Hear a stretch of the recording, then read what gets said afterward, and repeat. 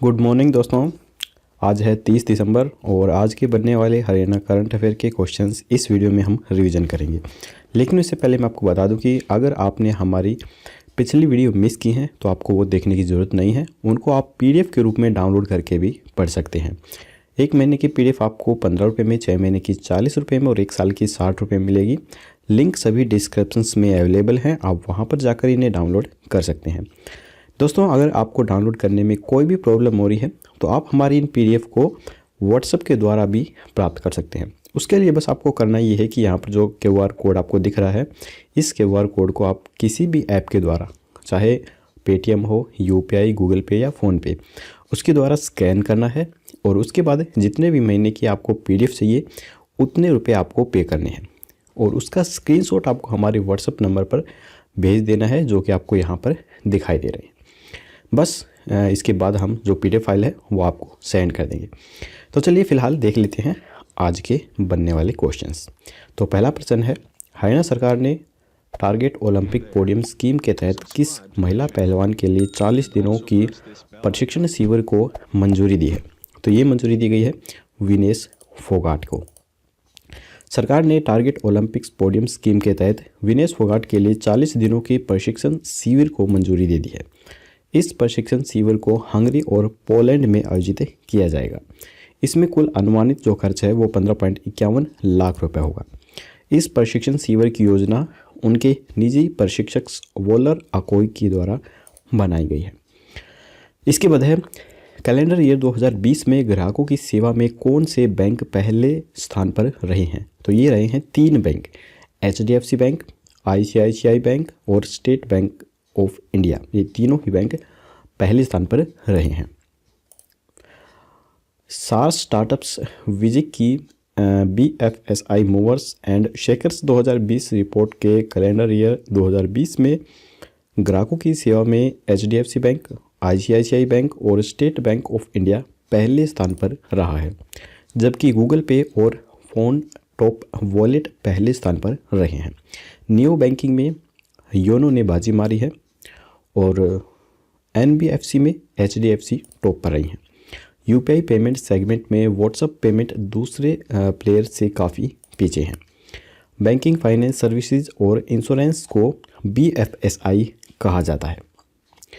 Video पर आगे चलने से पहले दोस्तों मैं आपको बता दूं कि हम 31 दिसंबर को शाम 6 बजे टॉप 70 क्वेश्चनों की वीडियो लेके आ रहे हैं, जिसके अंदर सिर्फ दिसंबर महीने के इम्पोर्टेंट 70 क्वेश्चन ही शामिल होंगे। तो अगर आप इस वीडियो को देखते हैं तो इसके द्वारा काफ़ी सारे इम्पोर्टेंट क्वेश्चंस आपको यहाँ पर मिल जाएंगे और आप अपने एग्ज़ाम्स को अच्छे से यहाँ पर क्रैक भी कर पाएंगे। तो इस वीडियो को देखना बिल्कुल मिस मत कीजिए। अगर आपने पूरे महीने की करंट अफेयर देखी भी हैं, फिर भी इसे रिवीजन के तौर पर ज़रूर देखिएगा। इससे आपका जो रिवीजन है वो काफ़ी बेहतर हो जाएगा। तो चलिए, इसके बाद अगला जो क्वेश्चन है वो है, हरियाणा शिक्षा विभाग के द्वारा किस कक्षा के छात्रों को टैब देने की योजना बनाई गई है? तो ये बनाई गई है 8वीं से 12वीं तक के छात्रों को। शिक्षा विभाग की योजना है कि 8वीं से लेकर 12वीं कक्षा तक के विद्यार्थियों को परीक्षा की तैयारी करने के लिए टैब दिए जाएंगे। इन 5 कक्षाओं में सरकारी स्कूलों में करीब 8.13 लाख विद्यार्थी पढ़ते हैं। इन सभी को टैब देने की योजना बनाई गई है। CM इस योजना को पहले ही मंजूरी दे चुके हैं। अब वित्त विभाग ने भी इस फाइल को मंजूरी दे दी है। कोविड-19 के कारण प्रदेश के राजकीय स्कूलों में पढ़ने वाले विद्यार्थियों का जो सिलेबस है वो पूरा नहीं हो पाया है। शिक्षा विभाग विद्यार्थियों की पढ़ाई पूरी करने के लिए करीब 320 करोड़ रुपए की योजना बना चुका है। इसके तहत 8.13 लाख विद्यार्थियों को ये टैब जो हैं वो दिए जाएंगे। जनवरी में यह टैब विद्यार्थियों के हाथों में होंगे, जिनमें पढ़ाई से संबंधित जो कंटेंट हैं वो डाले जाएंगे। अवसर ऐप का उपयोग कर अब टैब के अंदर अवसर जो ऐप है उसका उपयोग अब टैब के अंदर किया जाएगा। इससे बच्चों को पढ़ने, कंटेंट देखने, साप्ताहिक टेस्ट, मासिक मूल्यांकन टेस्ट, सत्र एवं समग्र मूल्यांकन, शंका समाधान आदि की पूरी सुविधा मिलेगी। ये जो टैब है ये मेड इन चाइना के नहीं बने होंगे, यानी कि ये भारत में ही बनाए जाएंगे। इसके बाद है, खेल विभाग ने सरकारी कोच पर नज़र रखने के लिए कौन सा ऐप लॉन्च किया है? तो ये लॉन्च किया गया है नज़र ऐप। खेल विभाग ने अब सरकारी कोच पर नज़र रखने का इंतज़ाम भी कर लिया है। विभाग ने नज़र नाम का एक ऐप लॉन्च किया है, जिसके ज़रिए हेड ऑफिस में मौजूद डायरेक्टर ज्वाइंट डायरेक्टर और डीएसओ किसी भी वक्त ऐप पर खिलाड़ियों को ट्रेनिंग दे रहे कोच को देख सकते हैं। यह ऐप सभी सरकारी कोच के फ़ोन में इंस्टॉल किया जाएगा। इसका काम कोच की लोकेशन ट्रेस करके हेड ऑफिस में पहुंचाना होगा। डीएसओ कृष्णा ढांडा ने बताया है कि सोमवार को हुई हेड ऑफिस के साथ वीडियो कॉन्फ्रेंसिंग में फैसला लिया गया है कि सभी कोच को अटेंडेंस अब नज़र ऐप के जरिए लगानी होगी। अटेंडेंस लगाते ही कोच की लोकेशन जो है वो स्पोर्ट्स डायरेक्टर के पास पहुंच जाएंगी। डीएसओ कृष्ण ढांडा ने बताया है कि ऐप में वीडियो कॉलिंग की सुविधा भी होगी। ट्रेनिंग के टाइम पर कोच निश्चित स्थान पर अपना फ़ोन रखेंगे ताकि हेड ऑफिस कोच के द्वारा दी जा रही ट्रेनिंग पर भी नज़र रखी जा सके। इसके बाद है हरियाणा सरकार ने परिवार पहचान पत्र को लगभग कितनी सेवाओं के लिए अनिवार्य कर दिया है। तो मोस्ट इम्पॉर्टेंट न्यूज़ है ये, और ये जो किया गया है ये 500 से ज़्यादा सेवाओं के लिए इसे अनिवार्य कर दिया गया है। यानी कि अगर आपने अभी तक ये परिवार पहचान पत्र नहीं बनाया है तो जल्दी से बना लिए, क्योंकि इससे आपकी काफ़ी सारी जो सेवाएं हैं वो बंद हो सकती हैं। राज्य सरकार ने विभिन्न विभागों, बोर्डों और निगमों की 500 से ज़्यादा सेवाओं के लिए परिवार पहचान पत्रों को अनिवार्य कर दिया है। 3 दिन पहले ही इसकी जो अधिसूचना है जारी की गई है, यानी कि यह नियम अब पूरी तरह से लागू होगा।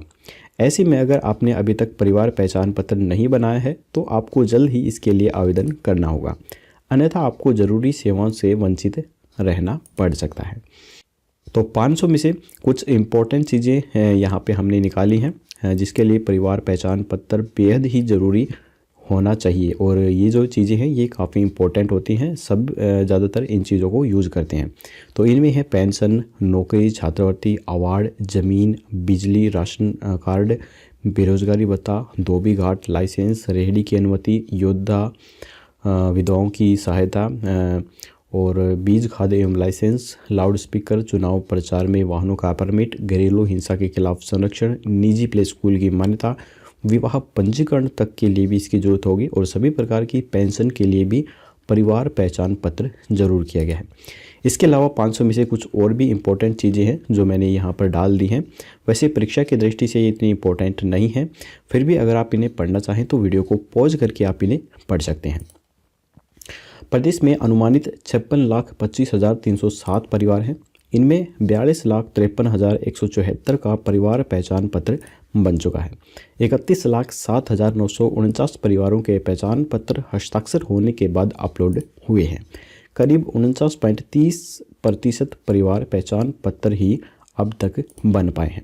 हालांकि जून के बाद राज्य सरकार की ओर से सभी अधिकारियों को इस प्रक्रिया को जल्द पूरा करने के सख्त निर्देश दिए गए थे।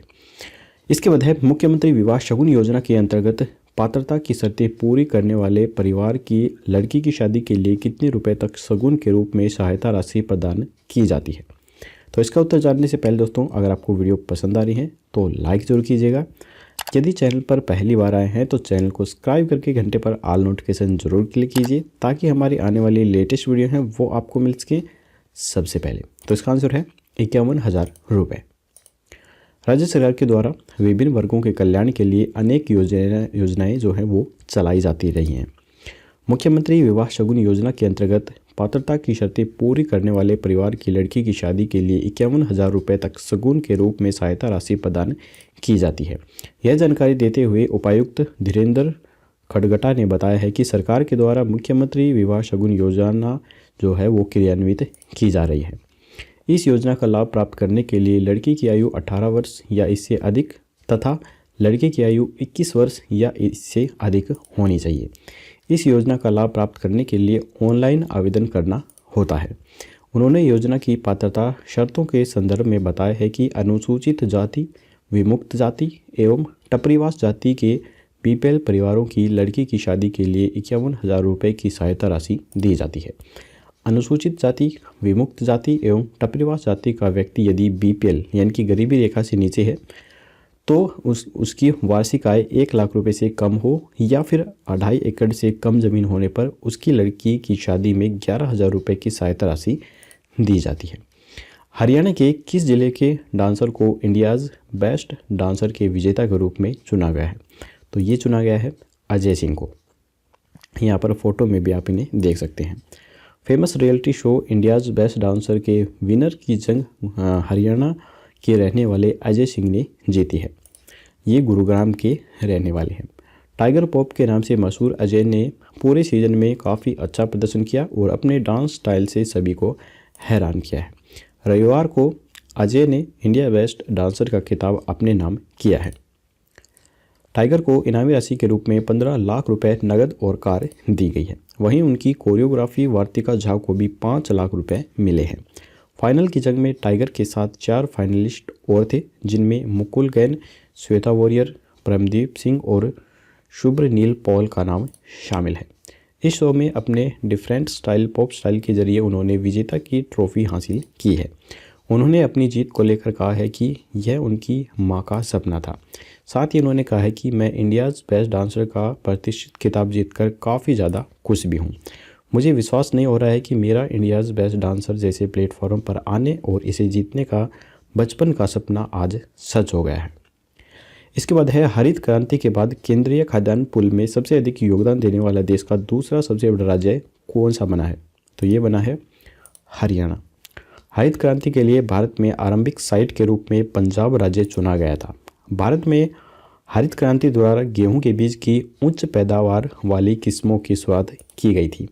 इस कार्यक्रम को एक पैकेज के रूप में पेश किया गया था, क्योंकि मुख्य तौर पर यह कार्यक्रम नियमित तथा पर्याप्त सिंचाई, खाद, उच्च उपज देने वाले किस्मों के बीज, कीटनाशकों पर निर्भर था। MS स्वामीनाथन पौधों के जेनेटिक्स वैज्ञानिक हैं, जिन्हें भारत की हरित क्रांति का जनक भी माना जाता है। उन्होंने 1966 में मैक्सिको के बीजों को पंजाब की घरेलू किस्मों के साथ मिश्रित करके उच्च उत्पादकता वाले गेहूं के संकर बीज विकसित किए।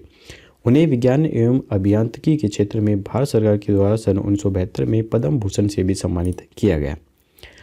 इसके बाद है हरियाणा में कब तक सभी गाँव में युवा क्लब स्थापित करने का लक्ष्य रखा गया है? तो ये रखा गया है मार्च 2021 तक। हरियाणा खेल एवं युवा मामले विभाग ने सभी जिला खेल अधिकारियों को राज्य के प्रत्येक गांव में 10 से 15 युवा सदस्यों वाले एक युवा क्लब की जल्द ही स्थापना करने के जो निर्देश हैं वो दे दिए गए हैं। विभाग के प्रधान सचिव योगेंद्र चौधरी ने बताया है कि सभी जिला खेल अधिकारियों को इस संदर्भ में पत्र भी जारी कर दिया गया है, जिसमें कहा गया है कि जिले के प्रत्येक गांव में एक संगठित युवा संगठन अति आवश्यक है, जिसमें गांव के हर वर्ग से उन युवक युवतियों का चयन किया जाएगा जिनमें समाज सेवा की भावना कूट कूट कर भरी हो। इसके बाद है 27 दिसंबर 1997 में आगरा में जन्मे शायर मिर्ज़ा गालिब का हरियाणा की किस सियासत से गहरा नाता रहा है? तो इनका नाता रहा है लोहारू से। भिवानी में स्थित लोहारू रियासत के पहले नवाब अहमद बख्श खां के छोटे भाई नवाब इलाही बख्श खां की बेटी उमराव बेगम ने 13 साल की उम्र में मिर्ज़ा गालिब का निकाह हुआ था। उमराव बेगम उस समय 11 साल की थी। उमराव बेगम का मिर्ज़ा गालिब की ज़िंदगी में बहुत ही ज़्यादा गहरा प्रभाव रहा है। मिर्ज़ा गालिब की बीवी उमराव बेगम बहुत ज़्यादा खूबसूरत थी। जाहिर है कि उनकी मोहब्बत में पागल मिर्ज़ा गालिब के द्वारा अपनी बेगम की खूबसूरती को शायरी के अंदर ही उन्होंने उतारा था। नवाब के ऐतिहासिक किले में वह विशाल वृक्ष आज भी छाया दे रहा है, जिसकी छाया में उन्होंने यह अनमोल शेर कहे थे। तो आज की हरियाणा करंट अफेयर्स यहीं पर ख़त्म होते हैं।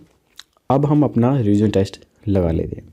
तो पहला प्रश्न है, हरियाणा सरकार ने टारगेट ओलंपिक पोडियम स्कीम के तहत किस महिला पहलवान के लिए 40 दिनों की प्रशिक्षण शिविर को मंजूरी दे दी है?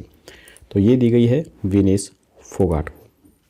कैलेंडर ईयर 2020 में ग्राहकों की सेवा में कौन से बैंक पहले स्थान पर रहे हैं? तो ये रहे हैं 3 bank, HDFC bank, ICICI bank और स्टेट बैंक ऑफ इंडिया, ये तीनों ही बैंक। हरियाणा शिक्षा विभाग के द्वारा किस कक्षा के छात्रों को टैब देने की योजना बनाई गई है?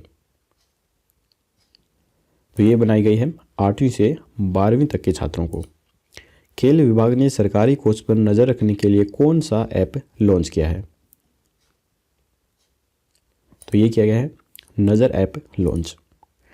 इसके बाद है, हरियाणा सरकार ने परिवार पहचान पत्रों को लगभग कितनी सेवाओं के लिए अनिवार्य कर दिया है? तो ये कर दिया गया है 500 से ज़्यादा सेवाओं के लिए। मुख्यमंत्री विवाह शगुन योजना के अंतर्गत पात्रता की शर्तें पूरी करने वाले परिवार की लड़की की शादी के लिए कितने रुपए तक शगुन के रूप में सहायता राशि प्रदान की जाती है? तो ये की जाती है 51,000 रुपये तक। हरियाणा के किस जिले के डांसर को इंडियाज़ बेस्ट डांसर के विजेता के रूप में चुना गया है? तो ये चुना गया है अजय सिंह को। हरित क्रांति के बाद केंद्रीय खाद्यान्न पुल में सबसे अधिक योगदान देने वाला देश का दूसरा सबसे बड़ा राज्य कौन सा बना है? तो ये बना है हरियाणा। हरियाणा में कब तक सभी गांवों में युवा क्लब स्थापित करने का जो लक्ष्य है वो रखा गया है? तो ये रखा गया है मार्च 2021 में। 27 दिसंबर 1797 में आगरा में जन्मे शायर मिर्ज़ा गालिब का हरियाणा की किस सियासत से गहरा नाता रहा है? तो ये रहा है लोहारू सियासत से। तो यहाँ पर हमारा रिवीजन टेस्ट भी ख़त्म होता है। अब हम कल के प्रश्न का आंसर देख लेते हैं। कल हमने आपसे पूछा था कि हरियाणा का पहला ऑल वेदर स्विमिंग पूल किस ज़िले में बन रहा है? तो ये बन रहा है अंबाला के अंदर। कैंट के वॉर हीरोज़ मेमोरियल स्टेडियम में 30 करोड़ रुपए की लागत से निर्माणाधीन ऑल वेदर स्विमिंग पूल और वार्मर पुल प्रदेश का ऐसा पहला स्विमिंग पूल होगा जिसका टेम्परेचर आधुनिक तकनीक से मेंटेन रखा जा सकेगा। टेम्परेचर को मेंटेन रखने के लिए ऑल वेदर स्विमिंग पूल और वार्मर पुल में हीट पंप लगाए जाएंगे जो कि सर्दी में पानी का तापमान बनाए रखेंगे। अगले वर्ष खेलो इंडिया यूथ गेम्स का आयोजन अक्टूबर-नवंबर माह में होगा और तब हल्की सर्दी में हीट पंप का बेहतर इस्तेमाल हो सकेगा। तो चलिए अब देख लेते हैं आज का प्रश्न। पुलिस शहीदी सप्ताह के दौरान हाल ही में 4 किलोमीटर की दौड़ में 1000 धावकों ने हिस्सा लिया है। इसकी जो थीम है वो क्या थी? तो यहाँ पर 4 ऑप्शन दिए गए हैं। आपको राइट ऑप्शन हमें कमेंट बॉक्स में बताना है। कल की वीडियो में आपको इसका जवाब मिल जाएगा। तो आज की वीडियो दोस्तों यहीं पर ख़त्म होती है। अगर आपको वीडियो पसंद आई हो तो लाइक ज़रूर कीजिएगा। चैनल पर पहली बार आए हैं तो सब्सक्राइब करना बिल्कुल मत भूलिए। तो कल मिलेंगे ऐसी ही एक और नई वीडियो के साथ। तब तक के लिए जय हिंद, जय भारत।